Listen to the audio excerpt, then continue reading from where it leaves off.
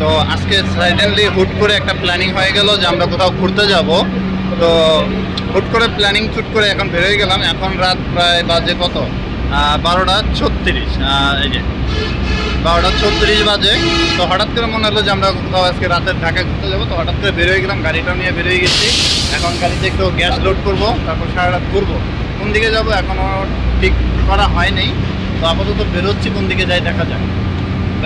আছে হচ্ছিল এখানে জীবন, এদিকে আছে হলো আমাদের নুরু ভাই, সাথে শুভ। তো ওরা ভিতরে আছে আর কি। তো যাই হোক, আমরা এখন বেরোবো, জাস্ট গ্যাস নিচ্ছি, একটু গ্যাস নেওয়া লাগবে। আর এদিকে আছে আমাদের ড্রাইভার ভাই, আমাদের ড্রাইভার ভাই আছে, সবাই আছে। তো আমরা এখন সবাই যাচ্ছি আর কি। হাই ড্রাইভার, গেট খুলো, গেট খুলো বলছি, গেটটা খুলো। তুমি কি কানে শোনো না? আবার থ্যাংক ইউ। এই যে আমার হেল্পার সেক্রেটারি আমার গেট খুলে দিচ্ছে, আমি এখন ঢুকছি। ওকে, থ্যাংক ইউ সেক্রেটারি। তো রাতের আধারে আমরা গাড়ি নিয়ে বেরিয়ে গেছি। ঢাকা শহর এখন খুবই ফাঁকা, যানজট নেই, একদম নিরিবিলি। আমরা সেখান দিয়ে গাড়ি নিয়ে ঘুরে বেড়াচ্ছি। তো এখন ঢাকা শহরে ঘুরে যে বেড়াচ্ছি, কোন দিকে যাব এখনও জানি না, তবে কিছুটা সময় পর হয়তো আমরা ডিসিশন করব কোন দিকে যাচ্ছি। বন্ধুরা এখন একটু বিরতি। তো এখন আমরা একটু বিরতিতে চলে আসলাম। তো বিরতি দিয়ে দেখি, এসিতে আমার ক্যামেরা গ্লাস সব খোলা হয়ে গেছে। তো এখন একটু বন্ধুরা চা বিরতিতে নামলাম। তো এখানে একটু চা খাচ্ছে, এই যে জীবন চা নিয়ে নিয়েছে, ঠিক আছে।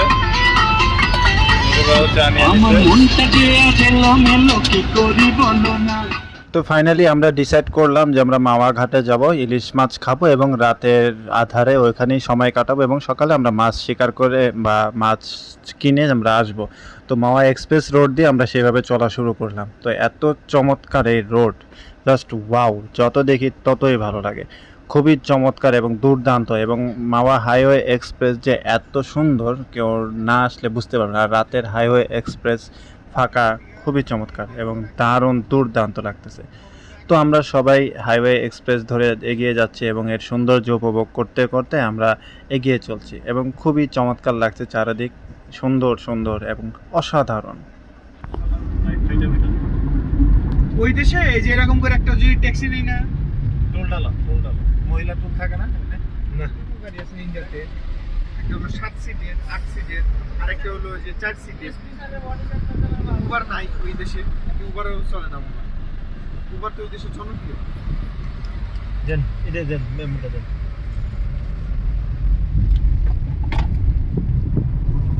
তো ফাইনালি আমরা এক্সপ্রেস ওয়ের টোল পরিশোধ করে আবার আমাদের গাড়ি ছুটে চলেছে তার আপন ঠিকানায়। তো এখন এক্সপ্রেস ওয়ের টোল পরিশোধ করার পরে এই সৌন্দর্য উপভোগ করতে করতে আমরা আবার এগিয়ে চলেছি। অসাধারণ এই সৌন্দর্য, রাতের এই সৌন্দর্য আসলে যে কারোরই মন আসলে ভরিয়ে দেবে, এত সুন্দর এই চারদিক। করলাম কি রঙে ভাঙা নৌকা বাইতে আইলাম গানে ভালো মাঝিল জি বললা বললাম করলাম কি রঙে ভাঙা নৌকা বাইতে আইলাম গানে ফিরি করে তো ভরে না তোরা কইর মধ্যে কয়।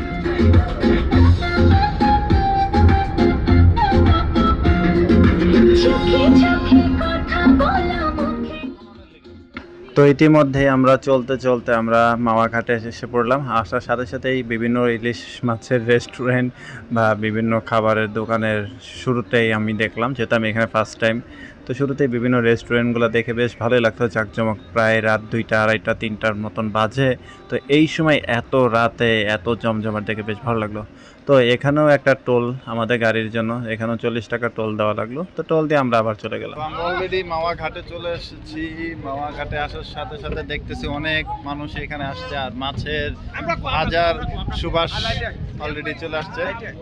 চলুন আমরা এখন একটু মাছের বাজারগুলো একটু ঘুরে দেখি, যেখানে ফ্রাই করে খাওয়ানো হয়। ব্লগার আমাদের ব্লগার মোটামুটি 12,500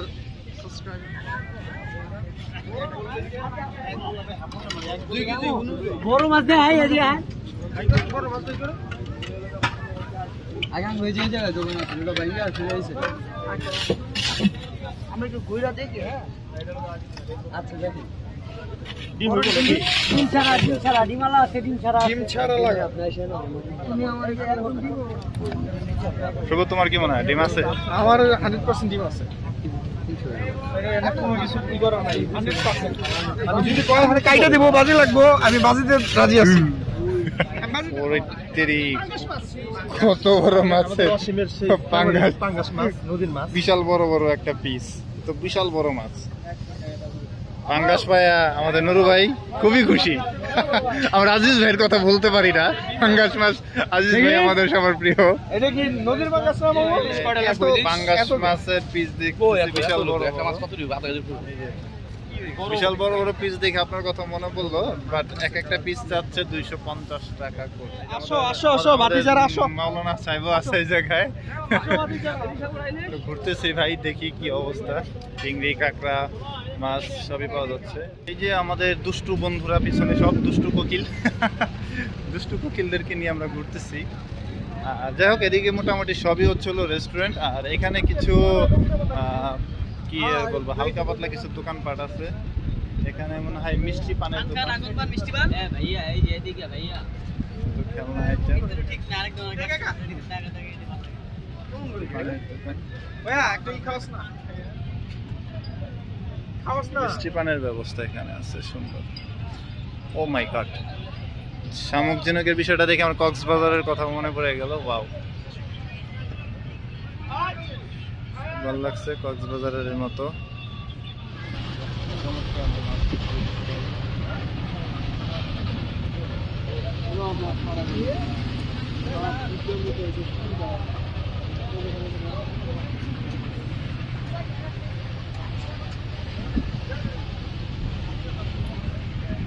রাতে যে এখানে এত মানুষ পাবো মানে ভাবাই যায় না, মানে প্রচুর মানুষ, মানে এত রাতে এখানে এত মানুষ।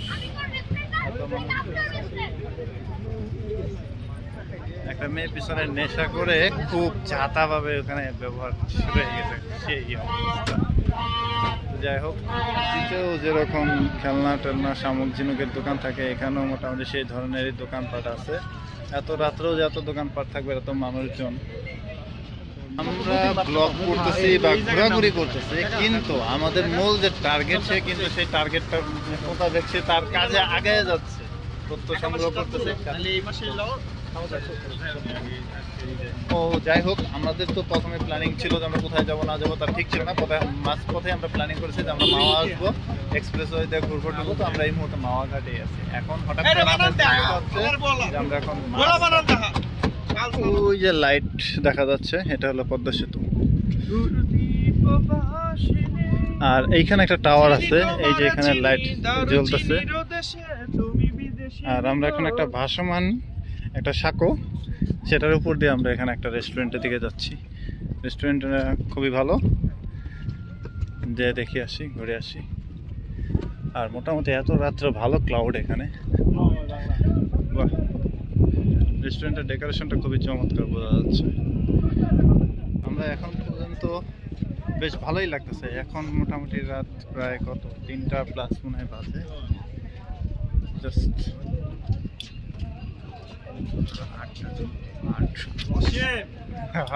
আর শুভ শুভ বিশ্বের ছবিটা, সেরা সেই এখানে সবাই ফিল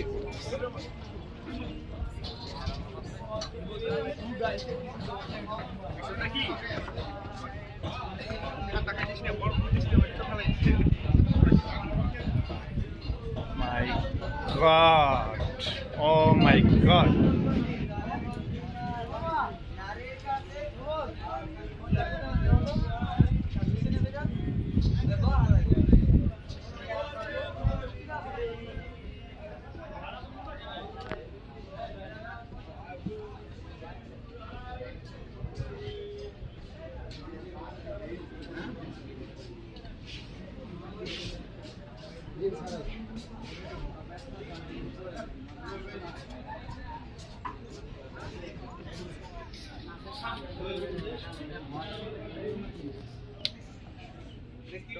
ঠিক আছে করবেন যা বলবো আমরা যেটা বলবো আপনার কোনো হয় এটাই মানে ওই যে লেখা বলো না যে আপনার সাথে সন্দেহজনক আপনার ব্যাগে কাজ করে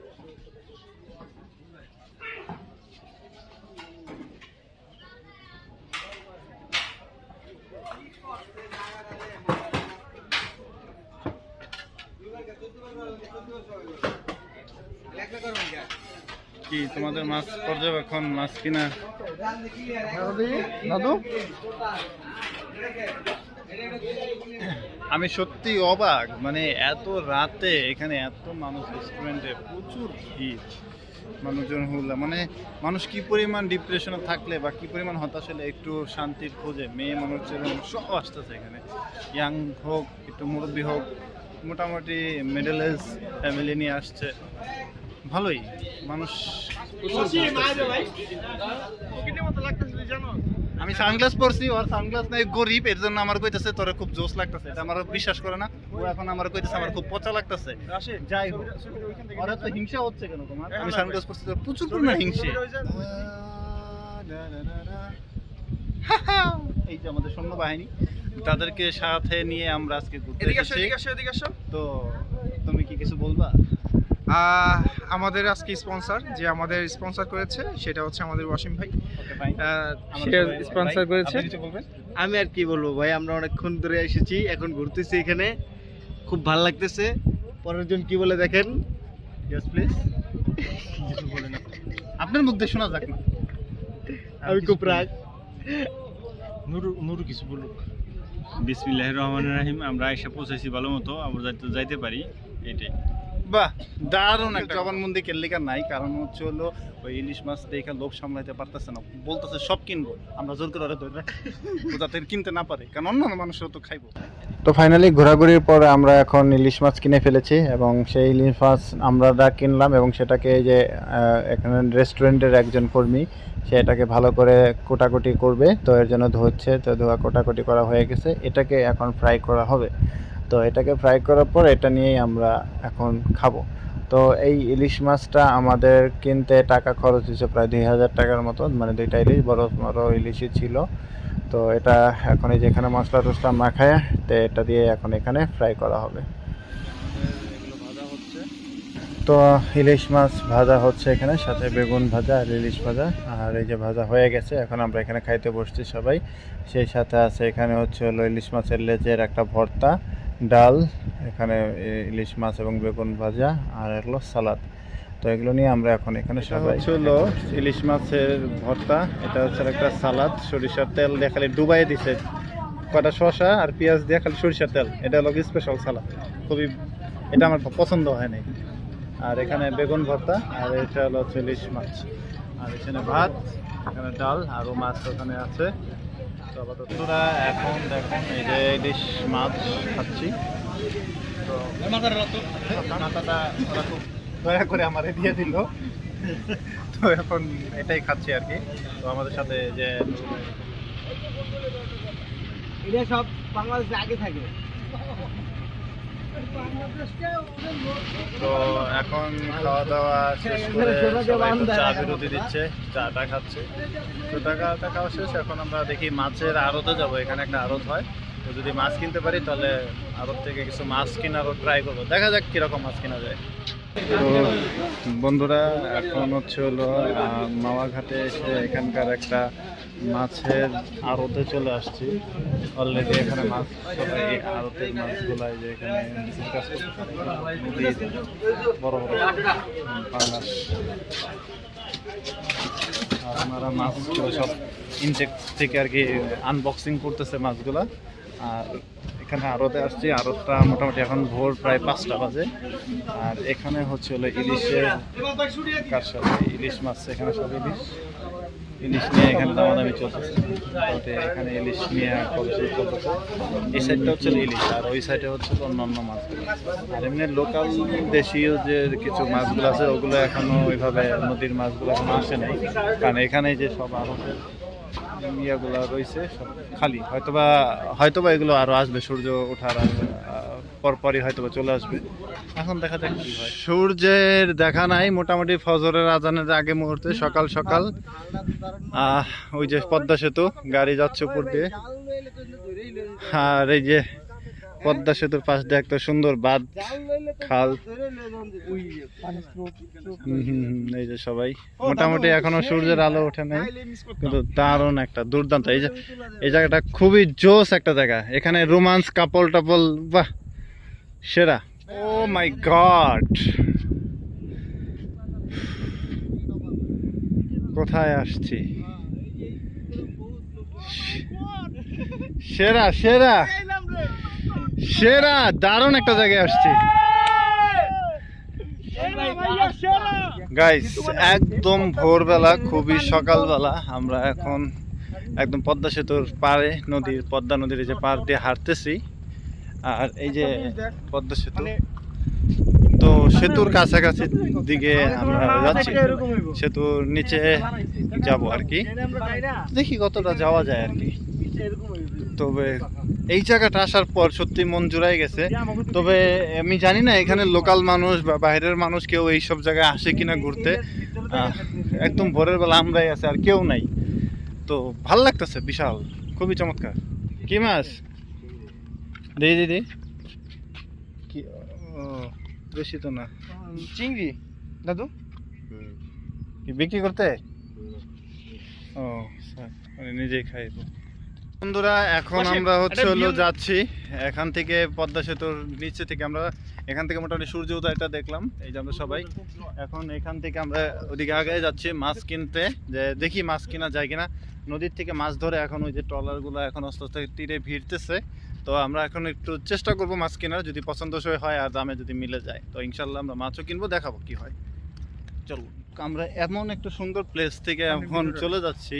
এই জায়গাটা আসলে যে কোনো মুহূর্তে হইলেও, মানে বিশেষ করে বিকালবেলা আর সকালবেলা তো আমরাই উপস্থিত করলাম, মানে জাস্ট জোস একটা ভিডিও। আর এখানে দেখুন সুন্দর একটা সাঁকর মতন আছে, আর এই যে এখানে খাল, ঠিক আছে। এখানে আসলে আসলে প্রিয় মানুষকে সাথে নিয়ে বা প্রিয়জনকে নিয়ে সাথে নিয়ে দারুণ একটা মানে চমৎকার একটা মুহূর্ত এখানে স্পেন্ড করার মতো একটা জায়গা, জাস্ট খুবই জোস। মাওয়া প্রান্তের যে মাছের আড়ত বা বাজার, পুরা ভিড় ভাট্টা। সকাল তখন ফজরের দিকে আমরা দেখাইছিলাম, এত বড় মাছ লাফাইতেছে, দেখেন দেখেন কিভাবে লাফতে পুরো ঝাঁকার থেকে বেরিয়ে যেতেছিল। ওই ওই ওই ওই ওই ওই বেরিয়ে যাবে। তো যাই হোক, এই হলো মাছের বাজার। আমরা চলে আসছি, তখন রাত ছিল, একটু অন্ধকার, আর এখন মোটামুটি আলোকিত হয়ে গেছে, জমজমাট হয়ে গেছে পুরো বাজার। এই যে এখানে পুরো ভিড় পড়ে গেছে।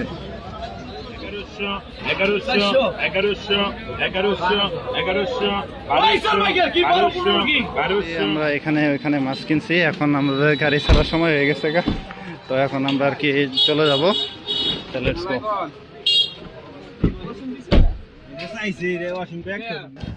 সারা রাত জেগে ঘোরাঘুরি এবং সকালবেলা আড়তে মাছ কিনা, সেখান থেকে এখন সবাই মোটামুটি একটু ক্লান্ত। এখন আমরা বাড়ির উদ্দেশ্যে চলে যাচ্ছি। তো বাড়িতে যাইতে যাইতেই আমরা রাস্তার পাশের সৌন্দর্যগুলো দেখছি দিনের আলোতে। তো রাতের আলোতে এই সৌন্দর্য উপভোগ করেছিলাম, এখন দিনের বেলাও এই সৌন্দর্যটা দেখতে দেখতে আমরা এখন বিদায় নিচ্ছি। তো আজকের ব্লগটি সবাইকে দেখার জন্য অসংখ্য ধন্যবাদ, আর অবশ্যই আমাদের পাশে থাকবেন। তো থ্যাংক ইউ, বাই বাই।